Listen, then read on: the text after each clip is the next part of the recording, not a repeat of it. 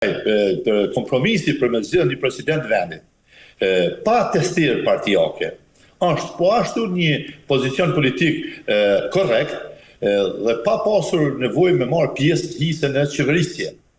Ky po tallet me ata se po të ofroj këtë, po të ofroj këtë, po të ofroj këto ministri. Nuk duan partitë opozitare të futen hisetarë në qeverisje në qoftë se ky ka mbi 51%. Ky ka mungesën e votave për gjitha vendimet që duhen vote kualifikuar 2/3. Dhe në emër të kësaj hajde bëjmë një kompromis. Unë për shembull kam planifikuar dhe kam menduar se kompromis do të ishte ja për shembull të sjell planin franko-gjerman dhe statutin e Bashkimit të Bashkimit Evropian në kuvend dhe të shfuqizojmë ato nëse veç kanë marrë trajt të marrëveshjeve të pranuar nga kryeministri që i cili ka autoritetin kushtetues të negociojë. Dhe ai ka pranuar si tillë, ato janë antikushtetuese. Sjellin kuvend të rrëzojmë. Ja këtë do ta kisha vënë kush, nuk po du pozit as në qeveri, as në presidencë. Atje po e gjem një njeri pa testirë partijake dhe ekzistojnë në Kosovë. Kosova nuk është e varfër nga këto kuadrat. Mirë po, ajo çfarë duhet të them është se në këtë periudhë kohore ne kemi rënë atë testin e respektimit, domethënë të institucioneve të Kosovës, apo rendit kushtetues në Kosovë, po edhe procesit demokratik të sistemit tonë. Kushtetuta ka qenë e qartë. Nuk ka hapësira zbrastira në kushtetutë që nuk e rregullojnë këtë temë.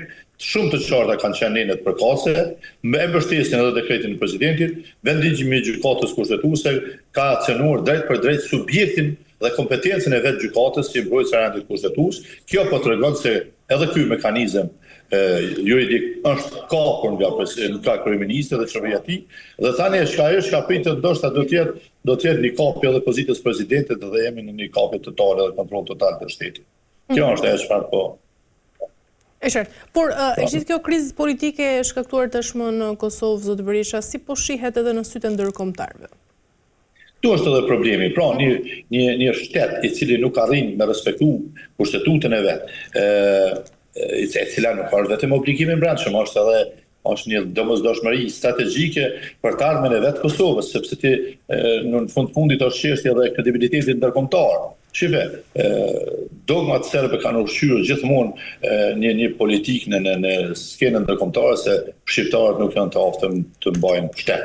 E tani, një shtet i cili s'mundet me respektu afatet e veta që vendos gjykata kushtetuese apo që janë kushtetuese, edhe në rendin e vet kushtetues, atëherë ka shumë vështirë me rujt këtë respekt apo besim në arenën ndërkombëtare. Dhe faktikisht Kosova sot shihet si një shtet faktikisht jo funksional dhe jo kredibil për të pasur partneritet me te. Ju po shihni se përveç në nënshkrimit si akt themeltar në bordit të pasës, nuk e di ndonjë asociacion ndërkombëtar ku Kosova sot ka aderuar apo ka kryer çfarë do veprimi integrues, përveç atij temë si MSA që ka ndodhur para vitit 19, domethënë para ardhes në pushtet të kësaj nomenklature politike. Pra, ajo çfarë është që duhet të thuhet është problemi se zgjedhja e presidentit nuk është vetëm çështje e një emri tash që po kalkulohet ose po spekulohet me emra, por është edhe një shumicë të momentit. Sepse edhe kjo nuk bën zgjidhje. Në demokraci është kompromisi ai që është mekanizmi kryesor i demokracisë dhe që e vën funksion institucionet.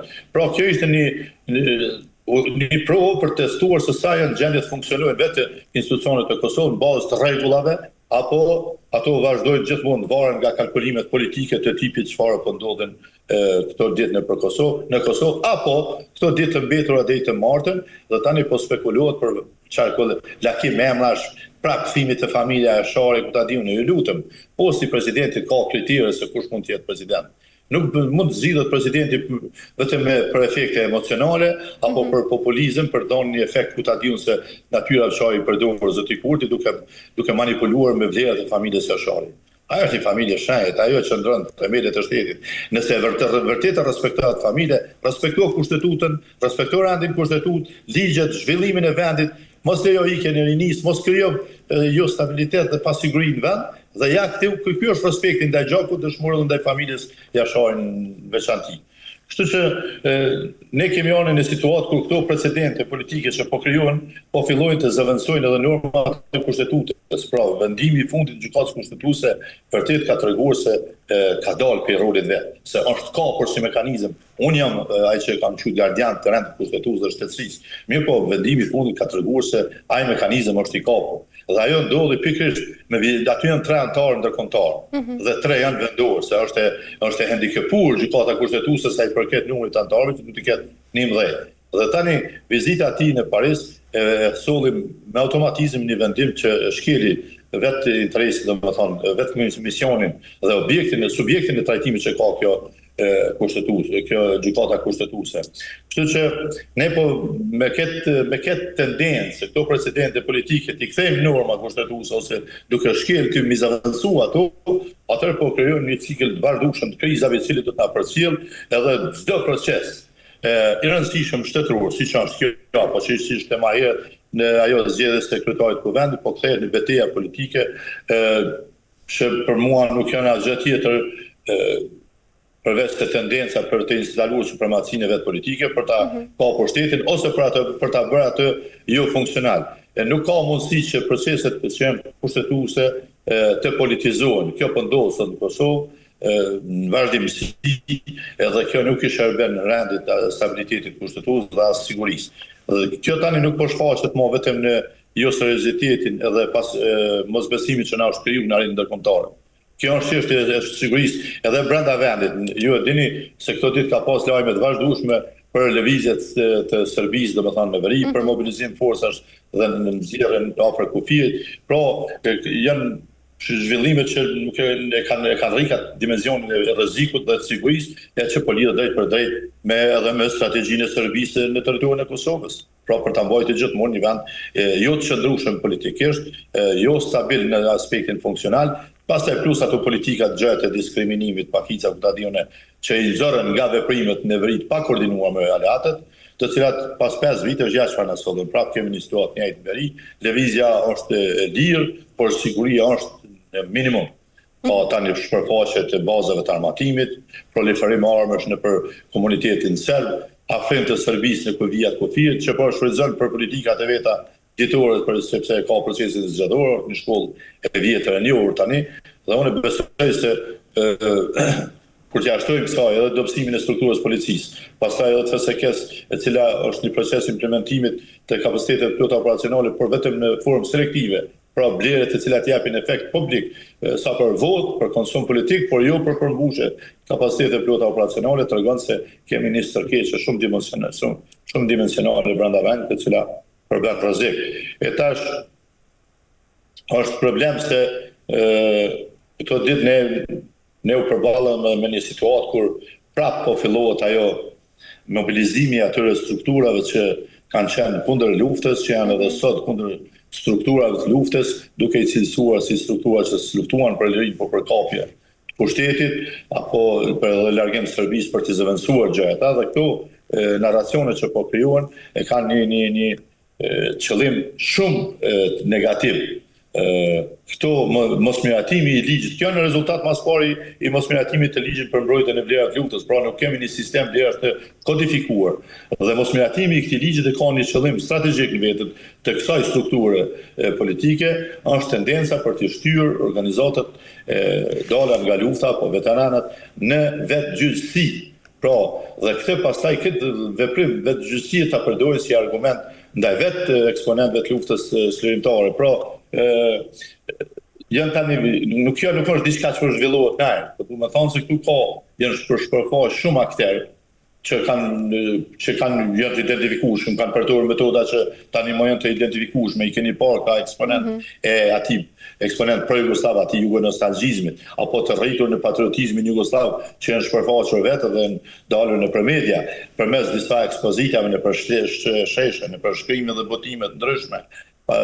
Pastaj forma të deklaratave sinkronizuar nëpër media, të cilët kanë pasur qëllimin degradimin e vlerave të luftës, e kjo I bën faktikisht se është një strategji e qartë për një nxitje të reagimit vetë gjykues të këtyre strukturave. Kjo çfarë ka qëllimin në final? Dërgimin një mesazhe në dhoma speciale në Hag, se këta janë eksponentët edhe unë sot e krijimit dje. Pra, është tendenca për ta ushqyer atë pretendim të akuzës në Hagë se kemi të bëjmë me një strukturë e cila për të asaj siç që kanë përcjellsuar ata ndërmarrjet përbashkët kriminale, dhe unë mendoj se është ushqyer jo vetëm këtë periudhë fundit. Kjo është diçka që po ndodh prej pas luftës me veprime të koordinuara, me dezinformim sistematik dhe të koordinuar etj. Pra, kjo po vjen nga një strukturë e cila tradicionalisht është edukuar në frymën e këtij patriotizmit jugosllav dhe tani po provojnë me artikulu, se nuk po lexohet në çarqet as mediale pas politike, me artikulu një si them narrativ të rrezikshme sa i përket procesit politik i Kosovës. Pra, po dojnë me relativizu kauzën e luftës së ushtrisë shqiptare të Kosovës, që ka qenë kauza e lirisë, dhe me kthyer në një kauzë e cila gjëja pas ka qenë një konflikt i brendshëm, pra kundër mendimit ndryshe që pas ka ekzistuar në procesin plural politik të kohës së okupimit, edhe di sa politikë dhe pluralizëm ke mujtë me zhvillu në atë kohë. E kjo është një situatë shumë e rrezikshme, kur pra po tentohet të thuhet se lufta UÇK ka qenë një represion ndaj një shtrese që përfaqëson ato mbetjet e organizuar një strukture pro-jugoslave që në atë botë kishin edhe një orientim ideologjik pro-jugoslave dhe ishin në atë kohë nga lëvizja pro-Jugoslavi, nga lëvizja Jugoslovenet e Bashkuar, nga lëvizja e majta Jugoslave, apo tamam ashtu Jugoslavenska lëviza, të cilat i kullë hequr në atë botë, zoti Veton Surroj, që ka qenë lider i këtyre lëvizjeve dhe ka bën garë elektorale kundër lidhjes demokratike atë botë dhe partive që kanë përbërë spektrin plural në Kosovë, në okupim të Serbisë, e të cilat edhe sot e kësaj dite zoti Kurti, zoti Surroj është kryekëshilltar për negociata me Kurtin. Është promovuesi i idesë së Republikës së Tretë, që është ofruar në takim Milošević Holbrooke, si kusht për heqjen e Serbisë nga këtu. Republika e Tretë ka qenë pjesë e asaj RFJ-s për Federatës Jugoslave mes Serbisë, Malit Zi dhe Kosovës. Dhe ata e promovuan këtë projekt në zgjedhjet e vitit 2021, ku morën po ashtu një shumicë të kualifikuar, siç ishte 50%, e kjo po është një rrezik për vetë të ardhmen dhe shtetin e Kosovës. Unë mendoj se pati një përgjim që u shpërnda në takimin e zotit Kurti me zotin Macron në gjatë vizitës në Paris, ku ai i bën të thirrje të drejt për drejt, si që ishte e parafrazuar, kam rrujt dikon një pasus nëse më e me gjithë, i thët, i nderuar zoti president, ju lutëm të koordinoni dhe me kancelarin Merz, dhe në gjykatat, në dhomat speciale, të vendimi gjykatës të jetë në favor të drejtësisë, po ma poshtë pastaj ishte në njëjtin tekst se lirimi i tyre, që për çfarë paragjykimi, lirimi i tyre, po fjala për liderët e UÇK-s, do të jetë pengesë për zbatimit e planit evropian për paqen ndërmjet Kosovës dhe Serbisë. Pra, këtu kemi të bëjmë me një ndërhyrje të rëndë politike mbi drejtësinë dhe një instrumentalizim të asaj për agenda negociuese, të cilat deri më sot nuk kanë treguar se janë të mirë në Kosovës. Tashti kjo ka çarkulluar në nivelet e larta të inteligjencës për shkak se Macron ka një përplasje me presidentin amerikan Trump, dhe nga këtu ka dalë kjo. Sipas gjitha informatat të këtyre që pretendojnë, i ka edhe zoti kryeministër Rama dhe në USB këtë shënim. Kështu që unë mendoj se kemi të bëjmë jo vetëm me një narrativ kundër luftës së ushtrisë shqiptare të Kosovës, por edhe një mekanizëm i cili po vën në pikpyetje edhe seriozitetin e vetë shtetit dhe funksionimit kushtetues të Kosovës. Nëse këtu nuk gjenden mekanizma që të ndalin këtë strukturë politike në këto aventura të rrezikshme ndaj suverenitetit dhe integritetit të shtetit. Dhe nëse në shumë shpejt